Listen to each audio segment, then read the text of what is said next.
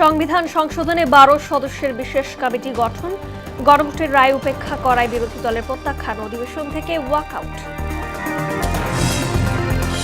নারীদের স্বাবলম্বী করতে কাজ করছে সরকার, বললেন প্রধানমন্ত্রী। উন্নয়ন অগ্রযাত্রায় দলমত নির্বিশেষে সবাইকে ঐক্যবদ্ধ হওয়ার তাগিদ। বন্যায় মৃত্যু বেড়ে 54, প্রাণহানির জন্য ফ্যাসিস্ট সরকারের অপরিকল্পিত উন্নয়নই দায়ী, মন্তব্য রিজভীর। 11 জেলার সব স্বাস্থ্যকর্মীর ছুটি বাতিল।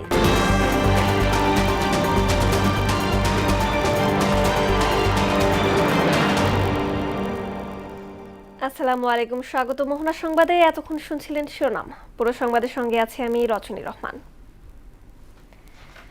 সংবিধান সংশোধনের লক্ষ্যে জাতীয় সংসদে 12 সদস্যের একটি বিশেষ কমিটি গঠন করা হয়েছে।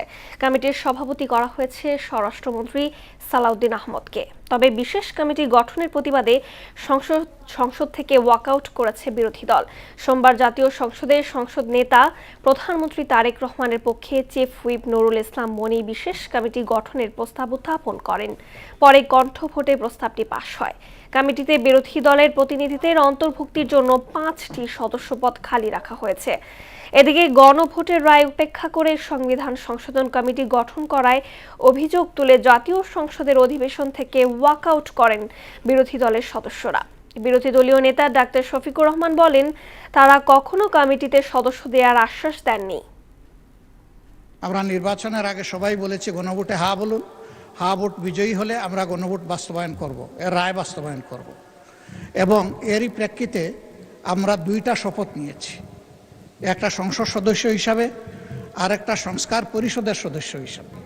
আমরা শুধু এই কমিটিতে অংশগ্রহণ করব না এটাই নয়, বরঞ্চ এই পর্বটা আমরা যেহেতু জনগণের রায়কে সম্মান করা হচ্ছে না, তার প্রতিবাদে আমরা ওয়াকআউট করছি। ধন্যবাদ মাননীয় স্পিকার।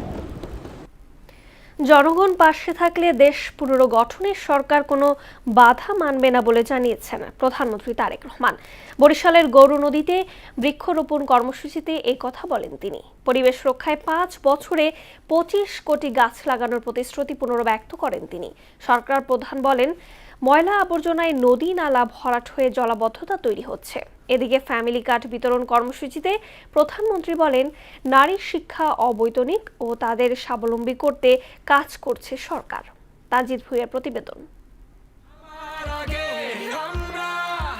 সরকার প্রধান হিসেবে প্রথমবারের মতো বরিশাল সফরে গেলেন প্রধানমন্ত্রী তারেক রহমান। সোমবার ভোরে সড়ক পথে রওনা হন তিনি। ঢাকার কেরানীগঞ্জ, শরীয়তপুর, মাদারীপুর এবং ফরিদপুরে সর্বস্তরের মানুষের উষ্ণ অভ্যর্থনায় সিক্ত হন প্রধানমন্ত্রী।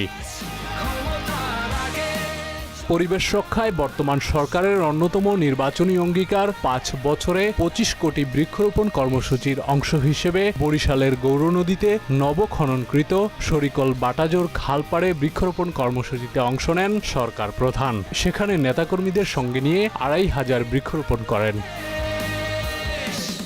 বক্তব্যে সরকার প্রধান বলেন, সারা দেশেই বৃক্ষরোপণ কর্মসূচি এগিয়ে নিতে হবে, যার সুফল পেতে সবাইকে যত্নবান হওয়ার আহ্বান জানান তিনি। যে গাছের চারাটি রোপণ করবেন, আপনাদের দায়িত্ব কিন্তু আজকে রোপণ করে চলে গেলেই কিন্তু শুধু রোপণ করলেই কিন্তু কাজ শেষ হয়ে যাচ্ছে না। শিশুটা ভূমিষ্ঠ হবার পরে শিশুটাকে যত্ন সহকারে মানুষ করাই হচ্ছে সবচেয়ে আসল কাজ। জলাবদ্ধতার জন্য ময়লা আবর্জনাকে দায়ী করে সবাইকে সচেতন হতে হবে বললেন তারেক রহমান। সব জায়গায় যদি আমরা ময়লা ফেলি, আবর্জনা ফেলি, তাহলে এই খাল বিল সব ময়লা হয়ে যাবে, খাল বিল সব বন্ধ হয়ে যাবে। সমগ্র দেশের মানুষকে অনুরোধ করব, আসুন আমরা চেষ্টা করি যেখানে সেখানে আবর্জনা যেন আমরা না ফেলি। উন্নত সমৃদ্ধ দেশ গড়ার স্বপ্ন বাস্তবায়নে সবাইকে সামিল হওয়ার আহ্বান জানান প্রধানমন্ত্রী তারেক রহমান। বলেন, জনগণ পাশে থাকলে দেশ গঠনে কোনো বাধা মানবে না বিএনপি সরকার। সকলে মিলে প্রতিজ্ঞা করি যে আমরা আমাদের স্ব অবস্থান থেকে প্রত্যেকটি মানুষ যতটুকু সম্ভব হবে আমরা চেষ্টা করব আমাদের আশেপাশের পরিবেশের প্রতি আমরা যত্ন নিব। এদিকে গৌরনদীর বাটাজোরে উপকারভোগীদের মাঝে ফ্যামিলি কার্ড বিতরণ কার্যক্রমে অংশ নেন তারেক রহমান। তিনি বলেন, নির্বাচনী ইশতেহার অনুযায়ী 4 কোটি পরিবারকে ফ্যামিলি কার্ডের আওতায় আনা হবে। দেশের নারী সমাজ সকলে যদি বিএনপি সরকারকে সহযোগিতা করে, যদি বিএনপি সরকারের পাশে থাকে, ইনশাল্লাহ আমরা ফ্যামিলি কার্ড আস্তে আস্তে সারা দেশে পৌঁছে দিতে পারবো।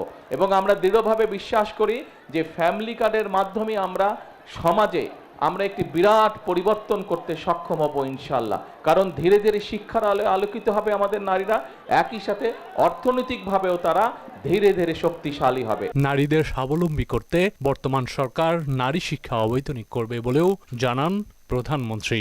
বর্তমানে এবং ভবিষ্যতেও আমরা চাই সকল ধর্মের মানুষকে একসাথে নিয়ে কোনো ভেদাভেদ না, সকলকে মানবিকতার ভিত্তিতে বিচার করে আমরা এই দেশকে পুনর্গঠন করতে চাই। তানজিদ ভুইয়া, মোহনা সংবাদ। এদিকে দেশের স্বাধীনতা ও সার্বভৌমত্বের প্রতীক বাংলাদেশ সেনাবাহিনীর প্রতি জনগণের গভীর আস্থা রয়েছে বলে জানিয়েছেন প্রধানমন্ত্রী তারেক রহমান। তিনি বলেন, জাতীয় যে কোনো সংকট মোকাবেলা, দেশের নিরাপত্তা নিশ্চিত এবং আইন শৃঙ্খলা রক্ষায় সেনাবাহিনী বারবার পেশাদারিত্ব, সাহসিকতা ও দেশপ্রেমের উজ্জ্বল দৃষ্টান্ত স্থাপন করেছে। সকালে বরিশালের বাবুগঞ্জে বাংলাদেশ সেনাবাহিনীর গ্রীষ্মকালীন প্রশিক্ষণ মহড়া পরিদর্শনে এসব কথা বলেন প্রধানমন্ত্রী। তিনি বলেন, সেনা সদস্যদের শৃঙ্খলা, দক্ষতা, আত্মত্যাগ ও কর্তব্যনিষ্ঠা দেশের মানুষের মনে সেনাবাহিনীর প্রতি বিশেষ মর্যাদা তৈরি করেছে। বাংলাদেশের সশস্ত্র বাহিনীকে বাংলাদেশের মানুষ স্বাধীনতা এবং সার্বভৌমত্বের প্রতীক হিসাবে বিবেচনা করে। বর্তমানে পৃথিবীতে আজকে থেকে 20 বছর, 25 বছর বা 30 বছর আগে যুদ্ধের ধরন যেমন ছিল, এখন যুদ্ধের ধরন পাল্টে গিয়েছে।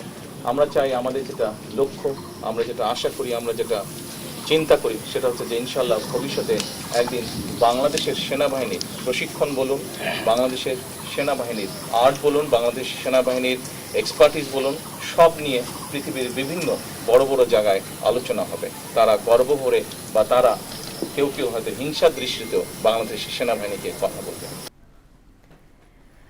আওয়ামী সরকার মেগা প্রকল্প এবং বড় বড় বাজেটের নামে দুর্নীতির মাধ্যমে অর্থ লোপাট করেছে বলে জানিয়েছেন স্বরাষ্ট্রমন্ত্রী সালাউদ্দিন আহমদ। বিকেলে সংসদ অধিবেশনে উত্থাপিত প্রশ্নের উত্তরে এই কথা বলেন তিনি। মডেল মসজিদ প্রকল্পের আওতায় কোনো দুর্নীতি হয়েছে কিনা তা তদন্ত করে দেখার কথাও জানান স্বরাষ্ট্রমন্ত্রী। এমআর আসাদের রিপোর্ট। আপনাকে ধন্যবাদ। জাতীয় সংসদের সোমবারের অধিবেশন শুরু হয় বিকেল ৩টায়। দিনের কার্যসূচিতে জনগুরুত্বপূর্ণ বিষয়ের নোটিশ ও আইন প্রণয়নের ওপর আলোচনা করা হয়। এতে স্বরাষ্ট্রমন্ত্রী, স্বাস্থ্যমন্ত্রী, সংস্কৃতিমন্ত্রী সহ সংসদ সদস্যরা অংশ নেন। এক প্রশ্নের উত্তরে স্বরাষ্ট্রমন্ত্রী সালাউদ্দিন আহমেদ জানান, ফ্যাসিস্ট সরকারের শাসনে মেগা প্রকল্পের নামে দুর্নীতি হয়েছে। বিগত আওয়ামী ফ্যাসিবাদী সরকারের সময়ে অর্থ লোপাটের বিভিন্ন প্রকল্প নেওয়া হয়েছে। মেগা প্রকল্পে মেগা দুর্নীতির জন্য মেগা বাজেট করা হয়েছে এবং সেটা সময় বৃদ্ধির ক্ষেত্রে 5 বছর থেকে 7 বছরও সময় বৃদ্ধি করা হয়েছে। আর প্রাক্কলিত ব্যয় কয়েক গুণ বৃদ্ধি করা হয়েছে।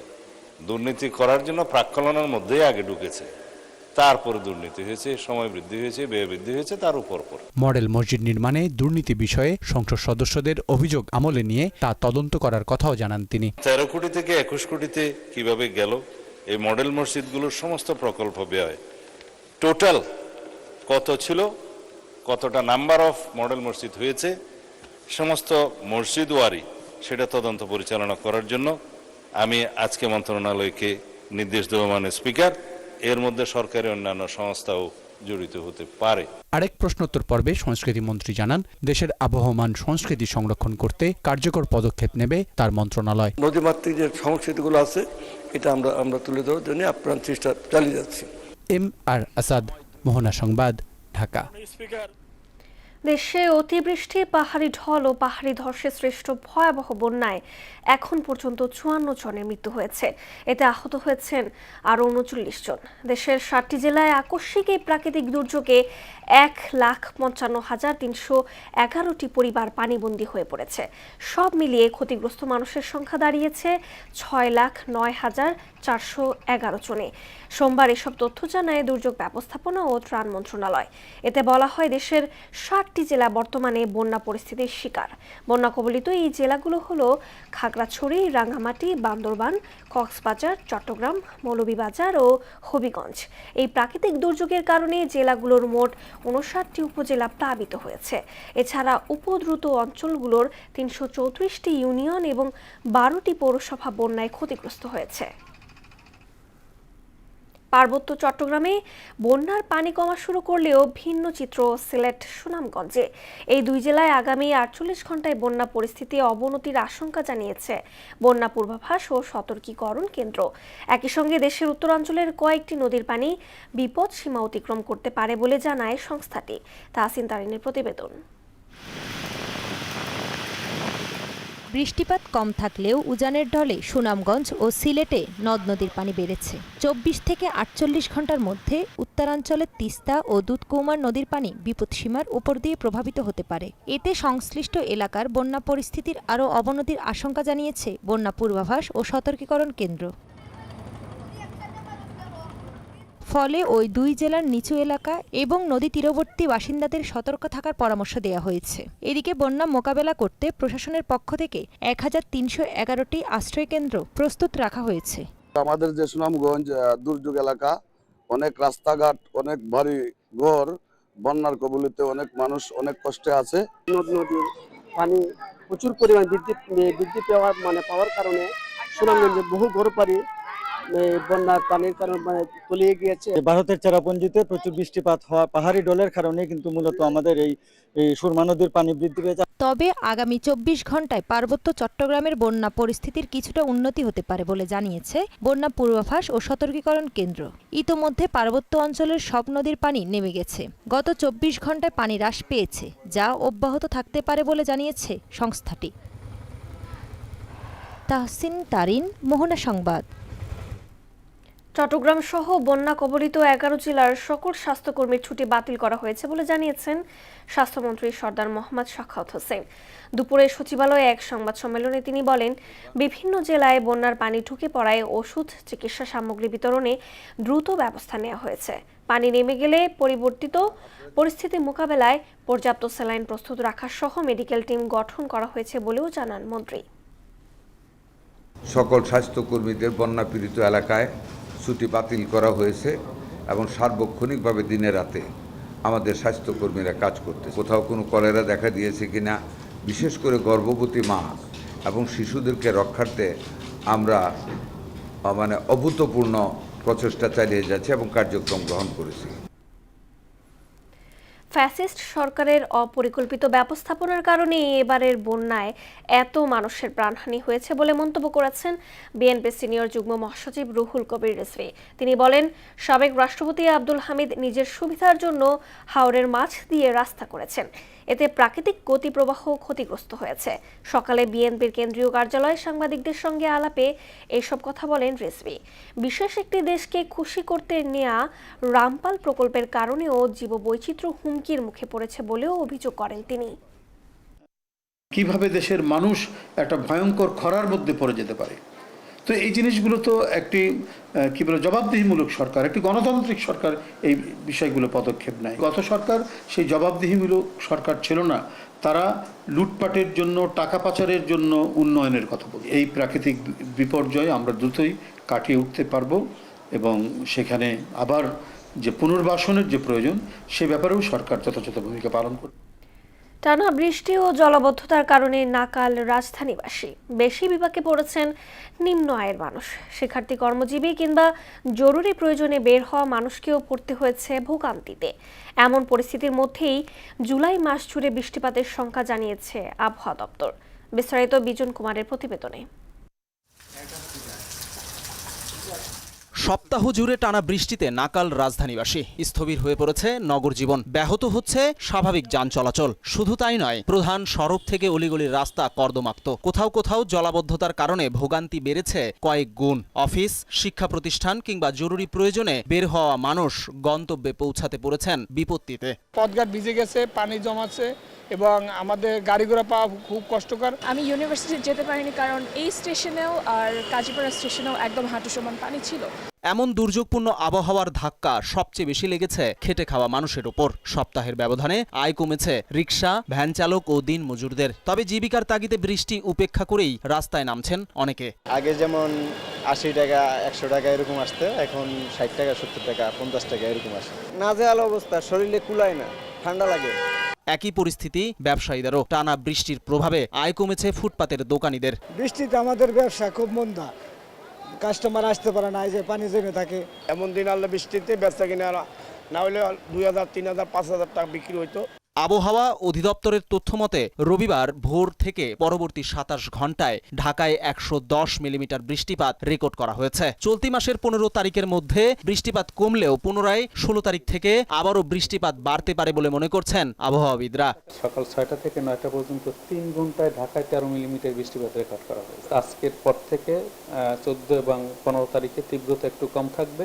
16 তারিখের পর বৃষ্টিপাতের পরিমাণ আস্তে আস্তে করে আবার বৃদ্ধি পেতে পারে। জুলাই মাসের টানা বৃষ্টিপাতে ঢাকায় অস্থায়ী জলাবদ্ধতা সৃষ্টি হওয়ার সম্ভাবনার কথা জানিয়ে সকলকে সচেতন হওয়ার পরামর্শ দেন এই আবহাওয়াবিদ।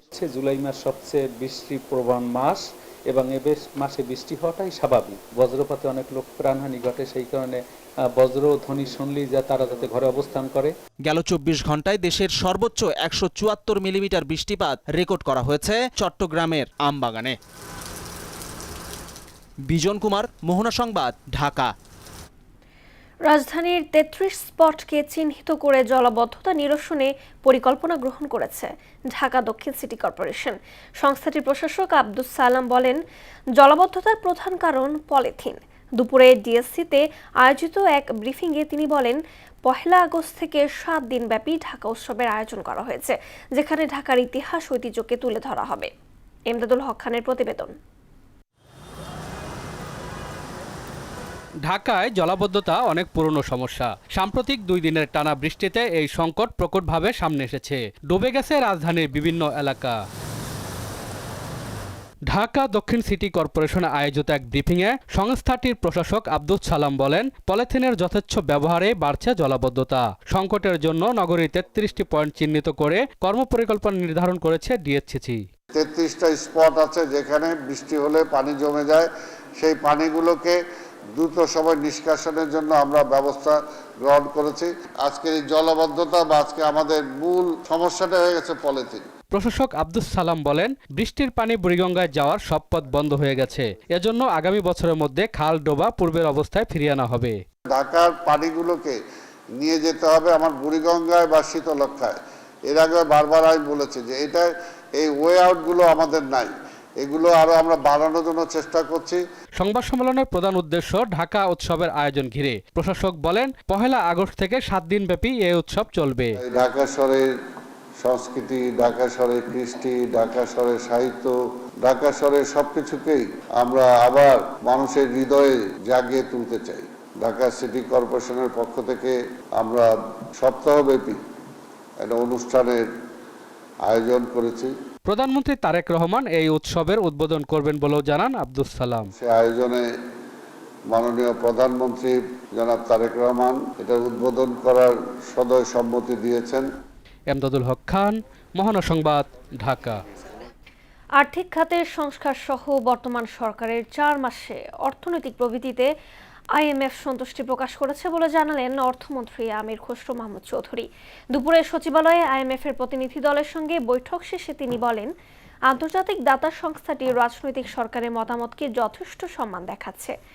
ঋণ পাওয়ার ক্ষেত্রে দেশের স্বার্থ বিবেচনা করেই তাদের সঙ্গে নতুন চুক্তি করা হবে বলেও জানান অর্থমন্ত্রী।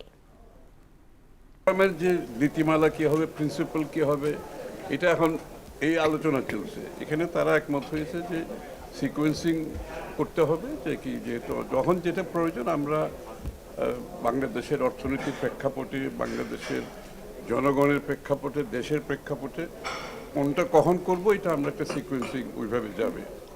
তারা সম্মতি হয়েছে। দ্বিতীয় কথা হচ্ছে তারা পলিটিক্যাল গভর্নমেন্টের যে রেসপন্সিবিলিটি এটাকে তারা রেসপেক্ট করে।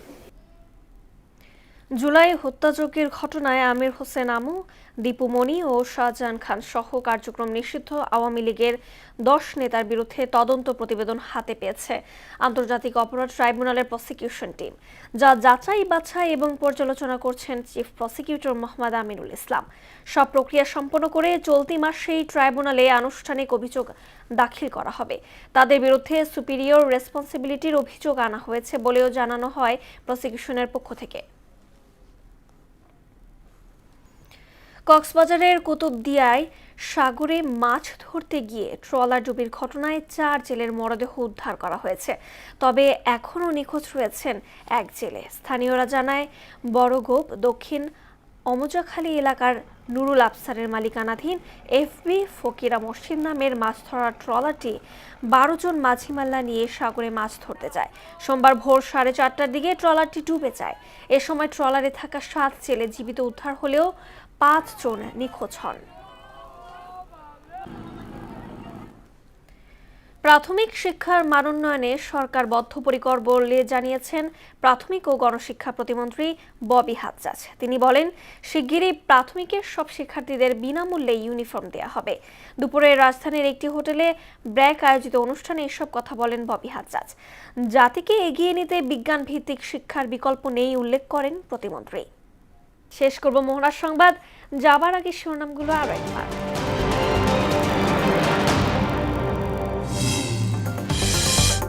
সংবিধান সংশোধনে 12 সদস্যের বিশেষ কমিটি গঠন, গণভোটের রায় উপেক্ষা করায় বিরোধী দলের প্রত্যাখ্যান, অধিবেশন থেকে ওয়াকআউট।